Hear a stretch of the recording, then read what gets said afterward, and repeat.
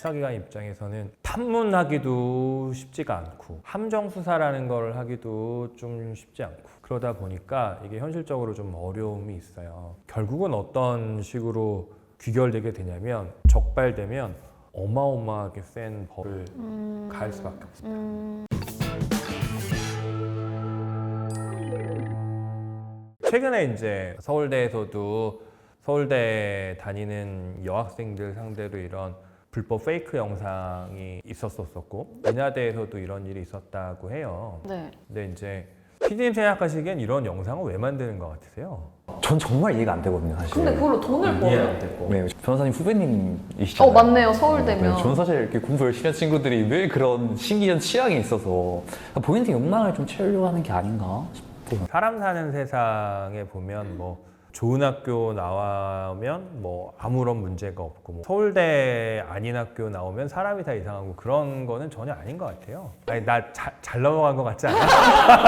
잘했다. 되게 이 사람이 갑자기 왜 나 서울대 나온 얘기를 거기서 하는 거야? 다리 떨고 계서 이거 다리 씨. 클로즈업 해주세요. 아 내가 묶으려고 남자 안 묶어지네요. 역시 달라. 그거 어떻게 생각해요? 어떻게? 본인들이 그런 걸 통해서 뭔가 성적인 거를 좀 이렇게 욕망이라든지 그걸 느끼지 않았을까, 만들고 막 이런 과정에서 소위 흥분하고 뭐 그러지 않았을까 싶어요. 저는 정말 이해가 안 되지만 그런 취향이 좀 있지 않을까 라는 생각이 좀. 저는 이해가 안 되지만 편집해서 다 빼세요. 저것만 다 빼! 빼주세요. 서울대에서도 있었고 인하대에서도 있었고 이런 것처럼 그러니까 대학이라는 공간에서 예컨대 이제 어떤 여학생이 되게 예쁘다. 그럼 소문이 이렇게 쭉 나고 나 어느 과 몇 학번에 누가 되게 예쁘다더라 이런 게 이렇게 많이 퍼지는 경우가 많잖아요. 요즘엔 뭐 민소 씨 얘기한 것처럼 인스타든 뭐 사진 올라와 있는 게 많으니까 그 사진 갖고 와서 짓궂은 장난이기도 하면서 피디님 말씀하신 것처럼 성적인 욕망이 이제 투영이 되는 거죠. 이런 게 되면 이제 민소 씨 당했던 피해 사례처럼 아는 친구들끼리 공유하게 되는 거예요. 이게 인하대에서 그런 일이 있었으면 인하대 학생들끼리 공유하기가 쉽게 되는 거죠. 제가 학교 다닐 때 그때 우리 과 정원이 270명이었거든요. 저희 법대 동기가 여학생이 29명인가 30명이 안 됐었어요. 그러니까 되게 적었었고 이거는 서울대에서 법대만 이랬던 게 아니라 거의 모든 과가 다 여학생이 적었었거든요. 여학생 숫자 자체가 되게 적으니까 무슨 과에 누가 예쁘다 그러면은 학교에 그냥 쫙 소문이 짱 소문이 나 있는 났구나. 거니까 뭐 그러던 정서가 이게 약간 이제 딥페이크나 이런 쪽으로 간 게 아닐까 이런 생각이 살짝 좀 들어요. 그럴 수도 있겠네요. 네. 이성에 대한 호기심, 이성을 좋아하는 마음 이런 건 되게 사람 본성 같고요. 민소 씨 남자 싫어해요? 너무 좋아하죠? 너무 솔직해. 인하대든 서울대든 거기서 가해자가 됐던 사람이 어떤지 모르겠는데 좋아했거나 막 이런 감정 갖고 있다가 뭐 그러지 않았을까? 이런 생각이 들어요. 이게 성범죄가요.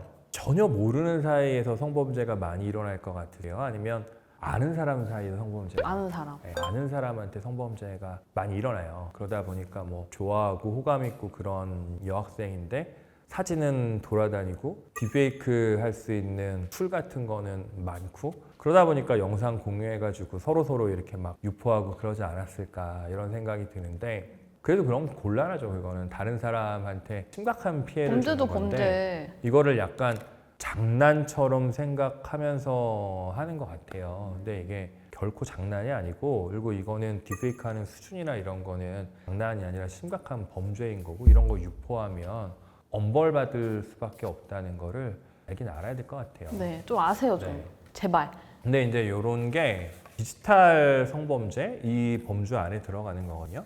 근데 이 디지털 성범죄는 결국은 포인트가 디지털이기 때문에 유포, 전파 이런 게 되게 포인트예요. 공유하고 이거를 요즘에 사람들이 다 텔레그램으로 공유를 많이 하거든요. 그러니까요. 네.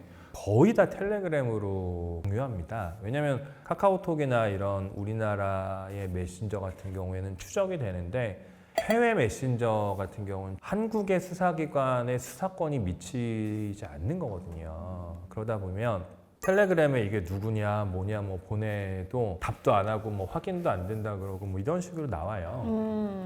텔레그램을 통해서 전파가 되면 피해자 입장에서는 가해자를 찾고 이러기가 되게 어렵죠. 수사기관 입장에서는 수사권의 한계라는 게 사실 있거든요. 우리나라의 수사권은 우리나라의 재판권이 미치어야 하는데 해외에 서버를 두고 있으니까 거기다가 뭘 하기가 어려운 거예요. 근데 여기서 보면 서울대 딥페이크 영상 사건이든 이나대 딥페이크 영상 사건이든 아는 사람 사이에서 일어날 문제라고 했잖아요. 네네. 그러니까 피해자가 기지를 발휘해서 가해자를 특정하고 가해자를 그 텔레그램 상에서 추적을 해가지고 어떤 사람일 거다 이런 식으로 특정을 해내는 것 같더라고요. 어떻게 생각해보면 수사기관이 해야 할 일인데 네. 피해자가 이런 거를 하는 셈이 된 거죠. 근데 이게 수사기관 입장에서는 탐문하기도 쉽지가 않고 함정 수사라는 걸 하기도 좀 쉽지 않고 그러다 보니까 이게 현실적으로 좀 어려움이 있어요. 그럼 이렇게 되면